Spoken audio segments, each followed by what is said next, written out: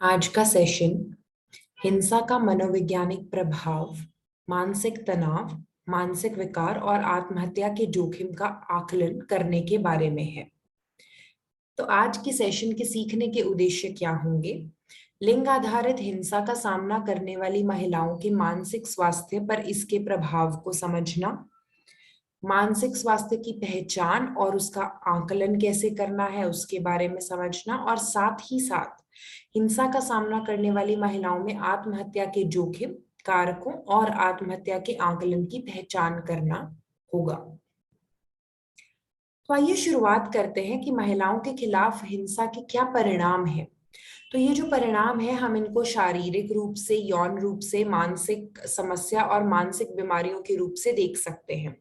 तो अगर बात करें शारीरिक रूप से क्या प्रभाव हो सकता है हिंसा का महिला के ऊपर, खरोंच हो सकती है, चोट हो सकती है, फ्रैक्चर हो सकते हैं, दर्द हो सकते हैं अलग अलग रूप के।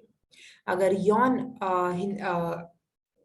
यौन परिणाम के बारे में बात करें तो अनचाही प्रेगनेंसी का होना, यूटीआई की समस्या का हो जाना, यौन रोग का हो जाना, या फिर गर्भ अवस्था संबंधित जो परेशानियां हैं वो उत्पन्न हो सकती हैं। अगर हम बात करें कि मानसिक समस्याएं कैसी हो सकती हैं, तो जो मानसिक बीमारियों से अलग होंगी, शायद बीमारी नहीं बनेगी बट मानसिक समस्या देखने को मिल सकती है। बेचैनी, चिंता, नींद में गड़बड़ी, आत्मसम्मान और आत्मविश्वास में कमी देखने को मिल सकती है महिला में। अगर मानसिक बीमारियों के बारे में बात करेंगे तो चिंता, अवसाद, भय, पीटीएसडी, सोमेटाइजेशन, डिसोसिएशन, इस रूप की मानसिक बीमारियां भी हो सकती हैं महिलाओं के खिलाफ हिंसा के परिणाम स्वरूप। अब बात करते हैं कि मानसिक स्वास्थ्य का पैमाना क्या होता है। तो देखिए, सबसे जो जरूरी बात है वो इस रूप से समझना है कि मानसिक स्वास्थ्य बिल्कुल शारीरिक स्वास्थ्य की रूप से होता है। तो एक है कि मानसिक स्वास्थ्य एवं कल्याण है व्यक्ति का, जहां पर हम बात करते हैं मेंटल हेल्थ के बारे में। दूसरा है कि मानसिक तनाव एवं संबंधित मुद्दे, जैसे कि कोई फिजिकल बीमारी नहीं है पर फिजिकल स्वास्थ्य के साथ संबंधित कुछ परेशानियां हैं, कुछ मुद्दे हैं, पर बीमारी पूरी नहीं बनी है। फिर आता है मानसिक बीमारियां, जैसे कि फिजिकल बीमारियां हो वैसे ही मानसिक बीमारी हो सकती है। तो जिन महिलाओं के साथ हिंसा होती है उनकी मेंटल हेल्थ हिंसा की वजह से उसमें तनाव हो सकता है, मानसिक स्वास्थ्य संबंधी मुद्दे हो सकते हैं। पर कई बार क्या हो सकता है कि मानसिक बीमारियां भी बन सकती हैं हिंसा की वजह से, अगर हिंसा बनी रहती हो, हिंसा चलती हो। और ये परेशानी सिर्फ महिलाएं जिनके साथ हिंसा होती है उनके साथ ऐसा नहीं होता, आम रूप से भी इस तरीके से देखा जा सकता है कि आपका मानसिक स्वास्थ्य है पहले गोले में जो हम दिखा रहे हैं, अगर फिर मानसिक कोई तनाव या कुछ भी परेशानी होने की वजह से उसका बैलेंस जो है थोड़ा बिगड़ सकता है। और अगर वो बैलेंस नहीं ठीक होता है तो अंत में मानसिक बीमारी या फिर मानसिक विकार का रूप ले सकता है। तो अभी हम बात करेंगे सामान्य और गंभीर मानसिक स्वास्थ्य के मुद्दे क्या हैं। तो सामान्य मानसिक स्वास्थ्य मुद्दे क्या हैं? तो इसमें जो लक्षण हैं वो आपको शारीरिक, भावनात्मक, संज्ञानात्मक, विचार संबंधी या फिर व्यवहार संबंधी देखने को मिल सकते हैं। ये जो सामान्य मानसिक विकार हैं या परेशानियां हैं, ये आपके कामकाज को प्रभावित करती हैं। यह कम समय का उपचार मांगती हैं पर बहुत आवश्यक है उपचार होना। अगर सही समय पर उपचार नहीं होगा तो लॉन्ग टर्म ट्रीटमेंट की जरूरत पड़ सकती है। तो यहाँ पर किस रूप की मानसिक बीमारियां हो सकती हैं? चिंता, अवसाद, या फिर कुछ मेडिकली जो लक्षण नहीं समझे जा सकते हैं उनको हल करना सामान्य मानसिक स्वास्थ्य मुद्दों के अंतर्गत आएगा। अभी बात करेंगे गंभीर मानसिक स्वास्थ्य के मुद्दे क्या होंगे। तो यहाँ पर भी सेम उसी रूप से लक्षण देखने को मिलेंगे, शारीरिक रूप से, भावनात्मक, विचार संबंधी और व्यवहार संबंधी। यहाँ पर जो कार्य क्षमता है उसके ऊपर काफी ज्यादा कमी आ जाती है।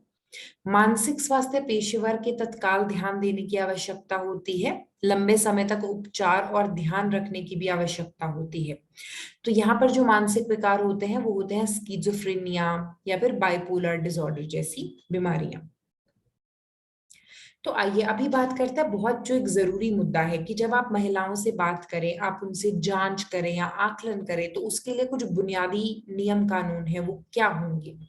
तो सबसे पहले बहुत जरूरी है कि आप महिला के साथ शांत जगह पर बैठे, बहुत डिस्टरबेंस वहां पर ना हो। एकांत और गोपनीयता सुनिश्चित करना महिला को बहुत जरूरी है। महिला को सहज महसूस करवाना, उन्हें सहज बनाएं कुछ समय के लिए बात या फिर आकलन शुरू करने से पहले। और यहाँ पर ये भी याद रखें कि यहाँ पर आकलन से हम मानसिक स्वास्थ्य के आकलन के बारे में बात कर रहे हैं, राइट। तो सभी आवश्यक चीजें जैसे कि पेंसिल, इरेजर, पेन, पेपर ये अपने पास रख कर बैठे। महिला को अपने साथ घर ले जाने वाली जो मूल्यांकन की चीजें हैं वो ना दें, उनके पास नहीं रहनी चाहिए। वो अपने मूल्यांकन के नोट्स का महिला की पहुंच के दूर रखें। तो जो आप नोट करेंगे महिला के बारे में, उनकी परेशानी के बारे में, वो महिला के पास नहीं होना चाहिए, महिला उसको अपने साथ ना लेकर जाए। अगर वो कुछ और डिटेल्स मांगती है रेफरल के रूप में, तो आप अलग से दे सकते हैं, बट आपके जो नोट्स हैं वो नहीं उनको देने हैं। आसपास के वातावरण से कोई रुकावट नहीं होनी चाहिए। मानसिक स्वास्थ्य संबंधी चिंताओं का आकलन करने से पहले एक अच्छा संबंध जो बनाना है वो बहुत जरूरी है महिला के साथ। तो जब भी आप आकलन करें उससे पहले आपका एक रिलेशनशिप होना चाहिए जहां पे महिला आपके साथ कंफर्टेबल फील करे और आपको अपनी परेशानी बताने में ओके हो। व्यवहार पर ध्यान दिया जाना चाहिए और उसे नोट करते रहें। तो आप अपने नोट्स में साइड बाय साइड नोट कर सकते हैं महिला की परेशानियों को, जो भी वो बता रही हैं, और साथ में जो व्यवहार में आप चीजें देख रहे हैं उनकी। आकलन के बारे में विस्तार से बताएं कि आप क्यों आकलन कर रहे हैं, क्या कर रहे हैं, कब करेंगे और कैसे करेंगे। उसके बारे में महिला को जानकारी अच्छे रूप से देना आवश्यक है। सक्रियता और ध्यान से सुने, सहानुभूति रखें, सहमति लेना सुनिश्चित करें, गैर आलोचनात्मक रहें। तो जब महिला अपनी परेशानी बता रही है तो उस समय पर गैर आलोचनात्मक रहना बहुत जरूरी है, जजमेंटल नहीं होंगे हम। यदि कोई भ्रम है तो स्पष्टीकरण मांगे। तो अगर महिला ने कुछ बताया, आप नहीं समझे हो, तो उस बात को मिस ना करें, वहां पर दोबारा से प्रश्न पूछें और उस पॉइंट को क्लैरिफाई करें। अपने व्यक्तिगत अनुभवों का सामान्यकरण ना करें। तो अगर आपने या फिर आपके किसी और क्लाइंट ने, महिला ने कुछ वैसी समस्याएं देखी हैं, महसूस करी हैं, तो उनके अनुभवों के ऊपर पहले ही सेशन में या आकलन करते समय बहुत फोकस नहीं करना है। वो सही समय नहीं होगा महिला को किसी और के अनुभवों के बारे में बताने के लिए। तो अब बात करेंगे कि जो हम आकलन कर रहे हैं, जांच कर रहे हैं, ये कब नहीं करना चाहिए। तो जब महिला या क्लाइंट बात करने से मना करता है या फिर रिपोर्ट करता है कि वह थका हुआ है, नींद में है, या फिर उसका रुचि या मन नहीं है उस समय पर, जब क्लाइंट क्रोधित हो या फिर आक्रामक या हिंसक हो, जब क्लाइंट आपके प्रश्नों या निर्देशों को नहीं समझ सकता हो या फिर समझ पा रहा हो, उस समय पर आप आकलन कंटिन्यू ना करें। अगर महिला या क्लाइंट शराब या फिर अन्य पदार्थों के नशे में हो उस समय पर, तत्काल दर्दनाक प्रतिक्रियाओं के संबंध में, और क्लाइंट नहीं बोल पा रहा हो, तो उस समय आकलन को जारी ना रखें। जब क्लाइंट में गंभीर लक्षण हो जैसे संदेह, व्यक्तित्व संबंधी समस्याएं, उस समय पर गंभीर तनाव की स्थिति हो, जब उस समय पर आप मानसिक समस्या का आकलन ना करें। पहले ही सेशन में मूल्यांकन नहीं करना चाहिए, जैसे कि पहले भी बताया, पहले सेशन में आपका रिश्ता स्ट्रांग होना बहुत जरूरी है, रैपो एस्टैब्लिश करना बहुत जरूरी है। उसके बाद ही महिला आपके साथ कंफर्टेबल होंगी और वो आपको अपनी परेशानी के बारे में बेहतर रूप से बता पाएंगी। अगर आप टेली काउंसलिंग सेशन ले रहे हैं तो उस समय पर भी जो असेसमेंट है, आकलन है, तो ना करें।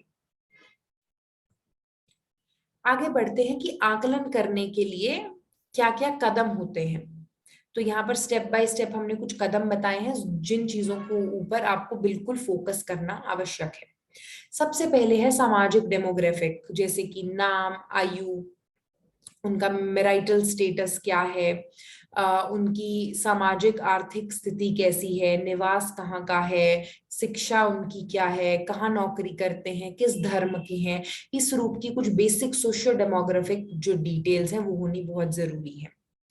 आने वाले क्लाइंट की मुख्य चिंताएं क्या है, सबसे पहले क्लाइंट से ये पूछना जरूरी है कि वो किस वजह से आपके पास ओएससी सेंटर में आए हैं। अगर किसी ने रेफर किया है या किसी ने उनको बताया है या फिर वो किसी चीज से परेशान थे जिस वजह से आपके पास आए हैं, फिर आप उनकी मुख्य चिंताओं का विवरण करेंगे। तो जो भी उन्होंने आपको अपनी 2 से 4 या 5 समस्याएं बताई हैं, अब उनको आप डिटेल में समझेंगे, उनके बारे में, कब, क्या, क्यों और कैसे ये जो चीजें उनके साथ हो रही हैं, ये कब से शुरू हुई हैं, क्या परेशानी हो रही है, क्यों हो रही है, कैसे हो रही है, उस रूप से सारी डिटेल्स होनी बहुत जरूरी है। फिर उसके बाद कुछ मानसिक स्वास्थ्य के बारे में बात कर रहे हैं तो मूड के बारे में जांच करना बहुत जरूरी है। तो मूड की जांच आप कैसे करेंगे, आपका मूड कैसा है, आप कैसे महसूस करते हैं, आप कैसा महसूस अभी कर रहे हैं। इस रूप से आपको उनके मूड के बारे में पता चलेगा, वो अच्छा फील कर रहे हैं, गंदा फील कर रहे हैं, उदास हैं, चिड़चिड़े हैं, गुस्से में हैं, किस प्रकार का उनका किस रूप का मूड है। फिर चलेंगे व्यवहार के बारे में जांच करना। तो यहाँ पर आप उनका देखेंगे कि शारीरिक रूप से रख रखाव कैसे है, ग्रूमिंग कैसी है, उनकी ड्रेसिंग कैसी है, किस प्रकार की उनकी अनियंत्रित और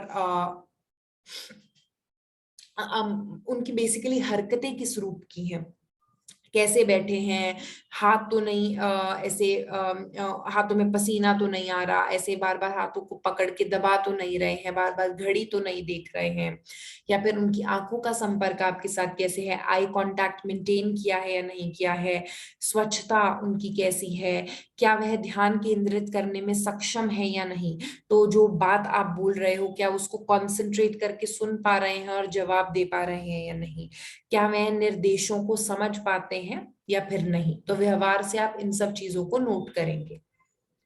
आगे बढ़ेंगे कि शारीरिक जो भाषा है उसके बारे में, कि बैठने का तरीका उनका कैसा है, आराम पूर्वक है या फिर नहीं है, तनावग्रस्त या बेचैन महसूस कर रहे हैं या नहीं, धीमा बात कर रहे हैं या उनकी चाल धीमी है या नहीं, झिझक हो रही है या फिर नहीं। तो इस रूप की आपको इंफॉर्मेशन बहुत मदद करेगी समझने में उनके मानसिक स्वास्थ्य के बारे में। अब बात करेंगे जैविक चीजों के बारे में, नींद कैसी है। तो नींद में कोई परेशानी है या नहीं है, तो क्या परेशानी है, अगर नींद में है, सोने शुरू करने में दिक्कत आती है या जल्दी उठ जाते हैं, किस रूप की परेशानी है, भूख ज्यादा लग रही है या कम लग रही है, मासिक धर्म चक्र कैसा है उनका, उसमें कोई समस्या है या नहीं है। इन सब चीजों के बारे में आप बात करेंगे। सामाजिक और कामकाज संबंधित जो आपकी बात है उसका आकलन कैसे करेंगे, उनकी दैनिक गतिविधियों में शामिल होने के बारे में समझेंगे, काम में शामिल होना, अगर वो किसी भी रूप का काम कर रहे हैं, चाहे घर का हो चाहे ऑफिस का हो, या फिर कहीं पे भी काम करते हो, तो उसको आपको डिटेल में समझना है। सामाजिक संपर्क उनका कैसा है, परिवार के साथ, बच्चे के साथ, दोस्तों के साथ, पड़ोसियों के साथ, सामाजिक समारोह में जाते हैं, भाग लेते हैं या नहीं लेते हैं। इन सब बातों से आप उनके मानसिक स्थिति के बारे में काफी बातें समझ आएंगी, जो मैं आपको आगे डिटेल में भी बताऊंगी कि किस रूप के मानसिक स्वास्थ्य समस्याएं हो सकती हैं, विकार हो सकते हैं। तो उनमें भी आप इन चीजों को समझ पाएंगे। तो अभी पहले बात करेंगे सामान्य मानसिक विकार के लक्षणों के बारे में। तो शुरू करते हैं चिंता से। तो उसके क्या क्या लक्षण है, शारीरिक लक्षण होंगे, बहुत ज्यादा पसीना में आना, धड़कन का बढ़ जाना, सांस लेने में तकलीफ होना, थकान महसूस करना, नींद की समस्या होना क्योंकि बहुत चिंता महसूस होती है, मतली या फिर उल्टी का आना, पेट संबंधित गैस्ट्रिक समस्याएं भी हो सकती हैं शारीरिक रूप से जब आपको चिंता होती हो। अगर विचारों के बारे में बात करेंगे और भावनात्मक लक्षणों के बारे में, तो जब कोई भी व्यक्ति चिंता महसूस करता है तो वो चिंता एक लंबे समय तक बनी रहती है। ये चिंता भविष्य को लेकर अजीब से डर हो सकते हैं, कंसंट्रेट नहीं कर पाते हो क्योंकि आप बहुत चिंता बेचैनी महसूस कर रहे हो, विचारों का दिमाग में जल्दी जल्दी चलना, बहुत सारे विचार चल रहे हैं, बहुत सारी ऐसी चिंता बन रही है उन विचारों की वजह से, तो जैसे मन में बेचैनी या फिर मानसिक बेचैनी महसूस करना, चिड़चिड़ापन का होना या फिर खोए खोए रहना। अगर व्यवहारिक रूप से बात करें कि आपके शरीर में बिहेवियर में किस तरीके की चीजें देखने को मिल सकती हैं, एक जगह पर टिक कर बैठने में मुश्किल होना, ध्यान नहीं केंद्रित कर पाना, किसी काम को पूरा नहीं कर पाना, उसमें कठिनाई महसूस करना और सबसे अलग थलग रहना, तो इस तरीके के आपके लक्षण हो सकते हैं। तो अब बात करेंगे कि अगर आपके पास महिला आती है तो आप उनकी चिंता का आकलन कैसे करेंगे। तो आप किस रूप के प्रश्न पूछेंगे, तो यहाँ पर हमने एग्जाम्पल दिए हैं, व्यवहार संबंधित, शरीर संबंधित, मन संबंधित, आप कैसे प्रश्न पूछेंगे। पहले संज्ञानात्मक आकलन होगा, क्या आप चीजों को लेकर बहुत चिंतित रहते हैं, क्या आप अपने भविष्य को लेकर बहुत चिंतित रहते हैं। अगर उसके बाद शारीरिक रूप से पूछना हो, क्या आपके दिल की धड़कन बढ़ जाती है, क्या आपको पसीना आना बढ़ जाता है, क्या आप बहुत ज्यादा चिंता करने पर बेचैन महसूस करते हैं, क्या आपको काम पर ध्यान केंद्रित करने और उसे पूरा करने में कठिनाई महसूस होती है। और अगर भावनात्मक आकलन करना है चिंता का, क्या आपको बिना किसी कारण के डर लगता है, क्या आप सामान्य से अधिक चिड़चिड़े महसूस करते हैं। तो इस तरीके से आप चिंता का आकलन कर सकते हैं। ये एग्जाम्पल के तौर पे हमने कुछ आपके साथ प्रश्न शेयर किए हैं।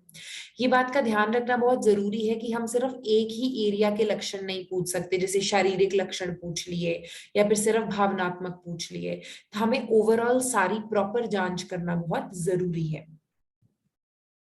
तो अभी हम ये कैसे समझेंगे कि चिंता की जो परेशानी है उसकी गंभीरता कितनी है महिला को। तो हमने, अगर हम कभी भी गंभीरता को देखते हैं तो हम उसको 3 रूप से बांटेंगे, माइल्ड, मॉडरेट, सिवियर। माइल्ड हल्का, हल्का किस रूप से हो सकता है, भविष्य की चिंता होती है, नकारात्मक विचार हैं, काम करने में सक्षम है, कोई महत्वपूर्ण शारीरिक लक्षण नहीं है, तो हम बोलेंगे कि माइल्ड सिम्टम है। अगर हम माध्यम, मॉडरेट चिंता की गंभीरता के बारे में बात करेंगे तो किस रूप से दिखेगी, कार्य पर ध्यान केंद्रित करने में असमर्थता, बेचैनी का मौजूद रहना, व्यथित महसूस करना, विचारों का भागते रहना, बहुत ज्यादा मानसिक रूप से बेचैनी का मौजूद होना। अगर गंभीर चिंता की परेशानी है तो किस रूप से होगी, गंभीर शारीरिक लक्षण होंगे जैसे कि दिल की धड़कन में वृद्धि, पसीना आदि, नियमित गतिविधियों को करने में सक्षम नहीं होना, एकाग्रता में कठिनाई और कार्य को पूरी करने में सक्षम नहीं होना, भयभीत, हमेशा भयभीत महसूस करना, हमेशा बेचैन रहना और सांस लेने में कठिनाई का होना। अगर इस रूप से आपको लक्षण दिखते हैं तो इसका मतलब गंभीर रूप की चिंता मौजूद है। तो आपको ये समझने में भी मदद होगा कि कम सिम्टम है, मॉडरेट है या फिर सिवियर है। अभी बात करेंगे अवसाद के बारे में। तो यहाँ पर शारीरिक लक्षण क्या है अवसाद के, अवसाद माने डिप्रेशन, तो ये बेसिकली मन की बीमारी है। तो यहाँ पर शारीरिक लक्षण होंगे थकान का बने रहना, बहुत जल्दी थक जाना, भूख में कमी होना, नींद में कमी या नींद का बढ़ जाना, या फिर आप जल्दी भी जागना शुरू कर सकते हैं, नींद नहीं आती, जल्दी आंख खुल जाती है, वजन का घट जाना, सिर में दर्द, बदन में दर्द रहना और दिल की धड़कन में तेजी महसूस करना। विचार और भावनात्मक लक्षण कैसे होंगे, मन अक्सर दुखी रहता है या फिर बहुत जल्दी चिड़चिड़ा महसूस होने लगता है, अपने आप को लेकर, दूसरों को लेकर और भविष्य के बारे में बहुत नकारात्मक विचार और सोच रहती है, चीजों को भूल जाना, निर्णय लेने में कठिनाई महसूस करना, आत्मसम्मान में कमी को महसूस करना, या फिर मृत्यु या फिर आत्महत्या के विचारों का आना, वो भी भावनात्मक और विचारों में देखने को मिलता है। अभी बात करते हैं व्यवहार संबंधी लक्षण कैसे हैं डिप्रेशन के, अवसाद के। बार बार रोना आ जाना बैठे बैठे, लोगों के साथ बातचीत करने का मन नहीं करना, स्वयं की देखभाल और रख रखाव में कमी का आ जाना, नहाने का मन नहीं है, तैयार होने में इच्छा नहीं लगती है, रुचि नहीं होती है, जिन चीजों में पहले रुचि लगती थी अब उन काम करने में रुचि नहीं लगना, लंबे समय तक यूं ही पड़े रहना या फिर सोते रहना, अत्यधिक और अचानक गुस्सा हो जाना और खुद को नुकसान पहुंचाना व्यवहारिक लक्षणों में देखने को मिलता है। तो यहाँ पर आप स्क्रीन पे देख सकते हैं कि डिप्रेशन का आकलन आप कैसे करेंगे। तो यहाँ पर हमने कुछ प्रश्न लिखे हैं विचारों भावनाओं को लेकर, तो मैं आपको कुछ पढ़ देती हूँ बीच में, जैसे कि क्या आपको लगता है कि भविष्य की कोई उम्मीद नहीं है और यह जीने लायक नहीं है? क्या आपको लगता है कि इस जीवन को जारी रखने के बजाय मर जाना बेहतर है? पिछले 2 हफ्ते से आपका मूड कैसा है? क्या आपको बार बार रोने का मन करता है? क्या आपको बहुत बार नींद में खलल पड़ता है? क्या आपने उन गतिविधियों में रुचि खो दी है जिनमें आपकी पहले रुचि थी? तो आप बाकी के प्रश्नों को रीड कर सकते हैं, गो थ्रू कर सकते हैं। आगे बढ़ते हैं अवसाद की गंभीरता को समझने में। इसकी गंभीरता भी हम सेम रूप से समझेंगे, हल्का, माध्यम और गंभीर। तो हल्के लक्षण कब देखे समझे जा सकते हैं? मूड में हल्का बदलाव, उदासी या मूड में कमी महसूस करना, लोगों से बात करने का मन नहीं करना, लेकिन घर में सभी काम और अन्य गतिविधियों को करने में सक्षम होना। मॉडरेट रूप में कम और उदास मनोदशा, आसानी से थक जाना, सामाजिक संपर्क में कमी होना, मनोदशा और विचार दैनिक गतिविधियों में कठिनाई पैदा करते हैं। गंभीर लक्षण कैसे हो सकते हैं? आत्मघाती विचारों का होना, दैनिक गतिविधियों को करने में असमर्थता का होना, स्वयं की स्वच्छता में कमी, मृत्यु की इच्छा, सामाजिक अलगाव, स्वयं के, दूसरे और भविष्य के बारे में नकारात्मक विचार, अपराध बोध की भावनाएं होना। तो यहाँ पर गंभीर लक्षण हो या फिर मॉडरेट लक्षण हो, यहाँ पर मेंटल हेल्थ प्रोफेशनल को रेफर करना बहुत आवश्यक है। यहाँ पर यह भी नोट किया जाए कि डिप्रेशन में खुदकुशी का आकलन करना बहुत आवश्यक है, क्योंकि डिप्रेशन जब होता है तो उस समय पर आत्महत्या के जो विचार हैं वो भी हो सकते हैं और व्यक्ति आत्महत्या कर भी सकते हैं उन विचारों की वजह से या फिर जिस तरीके की उनकी मनोदशा होती है। तो आपको आगे डिटेल में बताएंगे कि खुदकुशी का आकलन कैसे किया जाता है, सुसाइड का। आगे बढ़ते हैं सोमेटाइजेशन डिसऑर्डर की ओर। तो यह एक या अधिक शारीरिक लक्षणों के लिए एक कारण बनता है, जैसे कि शरीर में दर्द का होना, अस्पष्ट शारीरिक लक्षण मौजूद हो सकते हैं सोमेटाइजेशन डिसऑर्डर में। यह लक्षण महत्वपूर्ण भावनात्मक तनाव का कारण बनते हैं और यह प्रकृति में कई तरीके के और बार बार उत्पन्न होने वाले होते हैं। भले ही लक्षणों के लिए चिकित्सा स्पष्टीकरण हो या नहीं, परंतु दर्द और अन्य समस्याओं से उत्पन्न होने वाला तनाव और दर्द वास्तविक होता है। तो यहाँ पर ये बात का ध्यान रखना है कि मेडिकली इसको जो दर्द है उसको एक्सप्लेन नहीं किया जा सकता बहुत सारे टेस्ट होने के बाद भी, लेकिन जिस व्यक्ति के साथ ये होता है उस व्यक्ति के लिए दर्द बहुत ही वास्तविक होता है। तो इसके क्या लक्षण होंगे? दर्द इसका सबसे अधिक रिपोर्ट किए जाने वाला लक्षण है। यह दर्द छाती, हाथ, पैर, जोड़, पीठ, पेट एवं अन्य क्षेत्रों में हो सकता है। कुछ न्यूरोलॉजिकल लक्षण हो सकते हैं जैसे सिर दर्द, गति से संबंधित विकार, कमजोरी, चक्कर आना या बेहोशी का होना। तीसरा, पाचन संबंधी लक्षण हो सकते हैं जैसे पेट में दर्द एवं गड़बड़ी, दस्त की परेशानी और कब्ज की परेशानी हो सकता है। यौन लक्षण जैसे कि यौन क्रिया के दौरान दर्द या मानसिक धर्म के दौरान बहुत अधिक रूप से दर्द होना। किसी होने वाली बीमारी को लेकर लगातार चिंता बनी रहना, ऐसे लगते रहना जैसे कि जांच और उपचार पर्याप्त नहीं है, बार बार और लगातार शरीर में किसी ना किसी कमी को ढूंढते रहना। तो सोमेटाइजेशन डिसऑर्डर का हम आकलन जांच कैसे करेंगे? क्या आपके शरीर में विशिष्ट भागों में अक्सर दर्द और वेदना होते हैं? क्या आप दर्द और वेदना से छुटकारा पाने के लिए बहुत सारी दवाएं और अपने आप से कोई भी दवा लेते हैं? क्या आपके पूरे शरीर में अक्सर दर्द और वेदना रहते हैं? क्या आपकी नींद और भूख काफी प्रभावित हो रही है इन लक्षणों की वजह से? क्या ये शारीरिक शिकायतें आपकी गतिशीलता को सीमित करती हैं?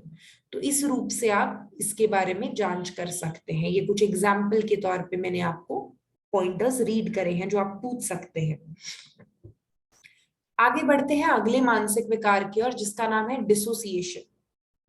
तो डिसोसिएशन विचारों, यादों, परिवेश, कार्य और स्वयं की पहचान के बीच अलगाव और निरंतरता की कमी होता है।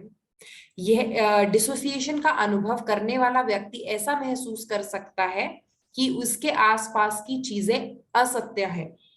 यह किसी व्यक्ति के लिए अपने और दर्दनाक स्थिति के बीच कुछ दूरी रखने के लिए एक मुकाबला तंत्र, जिसको हम कोपिंग मैकेनिज्म कहते हैं, उसके रूप में इस्तेमाल किया जा सकता है।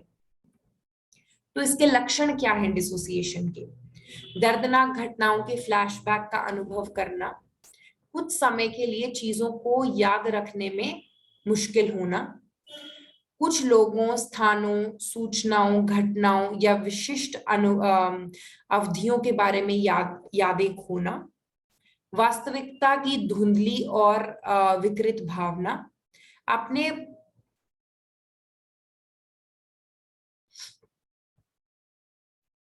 पर्यावरण की प्रति स्तब्ध हो जाना और वियोग की भावना का मौजूद होना, स्थान और समय की विकृत भावना, अपनी भावनाओं से अलगाव की भावना महसूस करना। आगे बढ़ते हैं और बात करते हैं पोस्ट ट्रॉमेटिक स्ट्रेस डिसऑर्डर के बारे में, जिसको शॉर्ट में पीटीएसडी भी बोलते हैं। तो पीटीएसडी दर्दनाक घटनाओं के परिणाम स्वरूप होने वाली ऐसी समस्या है जो किसी व्यक्ति में गहरा डर, असहायता या आतंक का एहसास पैदा करती है। कॉम्प्लेक्स पीटीएसडी एक और पीटीएसडी का रूप है। उन लोगों द्वारा अनुभव किया जाता है जिन्हें कई बार हिंसा, उपेक्षा या दुर्व्यवहार जैसी दर्दनाक घटनाओं का अनुभव किया हो। हालांकि ऐसा जरूरी नहीं है कि पीटीएसडी में दर्दनाक घटना का अनुभव कई बार हुआ ही हो। एक बार कोई घटना हो, उससे भी पीटीएसडी हो सकता है। तो पीटीएसडी के क्या लक्षण होंगे?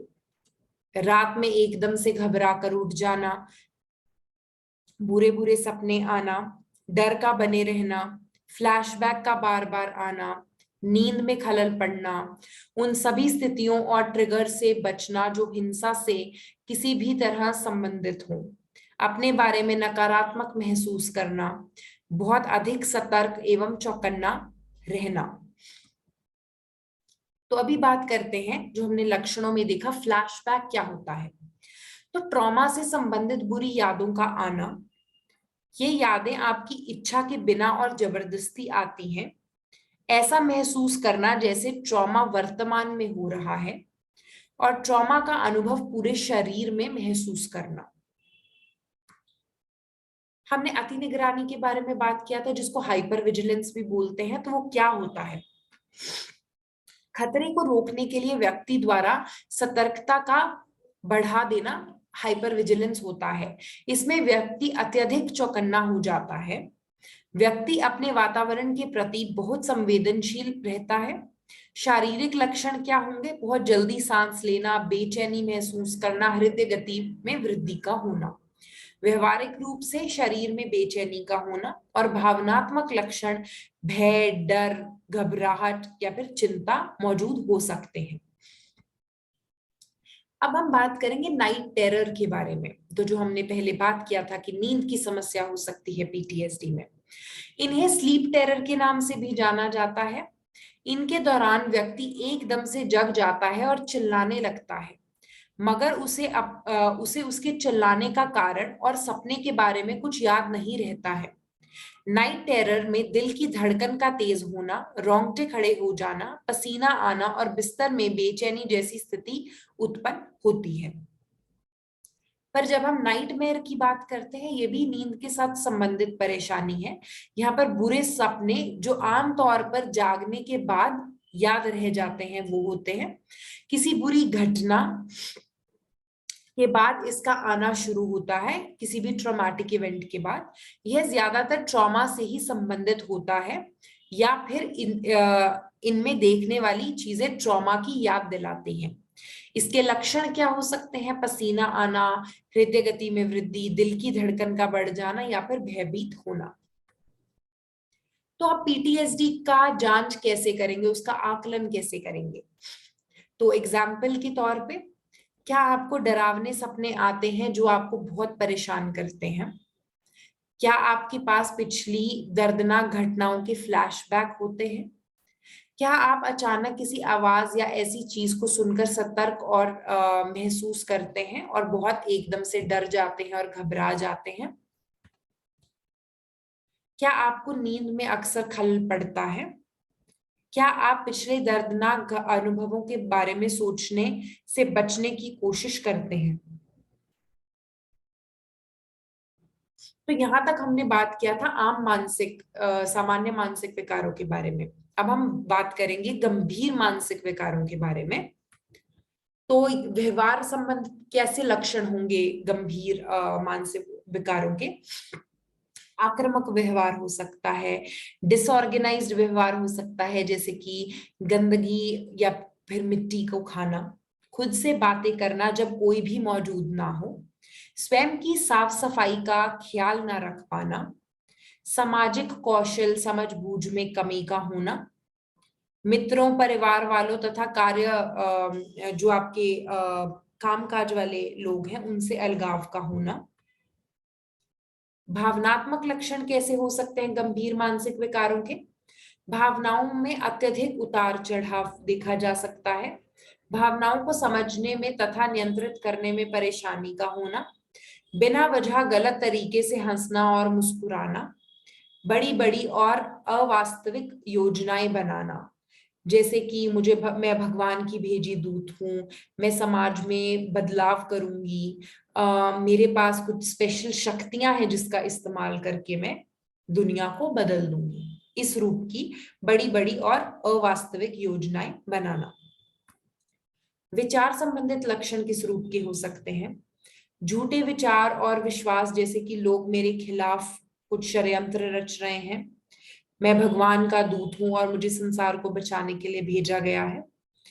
लॉजिकल तरीके से सोचने में असमर्थता होती है, सही प्रकार से सोच पाने में कमी का होना, दूसरों पर संदेह करना, शक करना, उन चीजों के बारे में पक्का विश्वास रखना जो सच नहीं है या फिर जिनका हो पाना संभव ना हो, या फिर ध्यान केंद्रित करने में मुश्किल का होना, या फिर जब कोई मौजूद ना हो उस समय पर आवाजों का सुनाई देना। अभी हम बात करेंगे रेफरल की प्रक्रिया की, क्योंकि अभी हमने देखा है कि सामान्य मानसिक विकार क्या है, गंभीर मानसिक विकार क्या है। तो ऐसे केसेस में मेंटल हेल्थ जो प्रोफेशनल हैं, मानसिक चिकित्सक हैं, मानसिक स्वास्थ्य पेशेवर हैं, उनके पास रेफर करना बहुत जरूरी है। तो अभी हम बात करेंगे कब रेफर करना चाहिए, किसे रेफर करना चाहिए और कैसे रेफर करना चाहिए। तो सबसे पहले बात करेंगे कब रेफर करना है। जब भी आत्म नुकसान का जोखिम हो, आपको तुरंत उस समय पर केस को रेफर करना है, जो भी केस आपके पास आए। जब अवसाद के लक्षण मौजूद हो और वह माध्यमिक और गंभीर रूप से देखने को मिले, और जो ये अवसाद है उसकी वजह से दिन प्रतिदिन की गतिविधियों में रुकावट पहुंचती हो, या फिर गंभीर फ्लैशबैक, बुरे सपने, चिंता या पीटीएसडी के अन्य लक्षण मौजूद हो उस समय पर, या फिर आपको लगे कि काउंसलिंग आपने करी और काउंसलिंग के बाद भी जो मानसिक तनाव है वो बना है, तब आप रेफर करें। या फिर आपको मनोविकृति या गंभीर मानसिक बीमारियों की अवस्था लगे उस समय पर, या फिर जब आपको लगे कि व्यक्तिगत, सामाजिक और काम के संबंधित क्षेत्रों में परेशानी आने लगती है उस समय पर। किसे रेफर करेंगे? मनोचिकित्सक जो साइकाइट्रिस्ट होते हैं, जिनके पास मेडिकल डिग्री है, दवाई दे सकते हैं, उनके पास। नैतिक मनोवैज्ञानिक, clinical psychologist, psychiatric social worker, counsellor, district mental health programme में आप रेफर कर सकते हैं। हर जिले के जो डिस्ट्रिक्ट हॉस्पिटल है और उसमें जो साइकाइट्रिक डिपार्टमेंट है, वहां पर डीएमएचपी प्रोग्राम चलता है, आप वहां रेफर कर सकते हैं। अगर आपको कोई भी नहीं मिल रहे हैं तो आप उस समय पर जो प्राइमरी केयर डॉक्टर है, प्राइमरी हेल्थ सेंटर में मिलते हैं, डिस्पेंसरीज में है, आप उनको भी रेफर कर सकते हैं। अब रेफर आप कैसे करेंगे? तो बहुत जरूरी है कि आप महिला के लिए या अपने क्लाइंट के लिए अपॉइंटमेंट लें, मिलने का समय निर्धारित करें, मानसिक स्वास्थ्य पेशेवर को कॉल करें और उन्हें मामले के बारे में जानकारी दें। अगर लगता है फोन पर बात नहीं हो सकती है तो एक रेफरल पत्र बनाएं और उस पर आप महिला का नाम, आयु, किस परेशानी की वजह से वो आई हैं, आपको कौन सी मानसिक परेशानी के लक्षण दिख रहे हैं, वो लक्षण लिखकर आप रेफर करें कि आप ये कारणों की वजह से उनको रेफर कर रहे हैं। रेफरल का फॉलो अप करें। महिला से बिल्कुल पूछे, उनसे आपको पूछना है क्या उन्होंने वहां पर आप गई थी, उन्होंने रेफरल लिया या फिर नहीं लिया। रेफरल के बाद पीड़िता को इसकी जानकारी भी दें। ये भी बहुत जरूरी है कि अगर आपने एक बार अपॉइंटमेंट ले ली है और महिला को रेफरल पत्र दिया है तो वो रेफरल पत्र किसको देना है, कितने बजे जाना है, उसके बारे में पूरे डिटेल्स देना उनको बहुत जरूरी है और आप उनको क्यों रेफर कर रहे हैं। तो इसी के साथ आज का जो हमारा सेशन है उसका पहला भाग समाप्त होता है। दूसरे भाग में हम सुसाइड का आकलन कैसे करना है उसके बारे में बात करेंगे।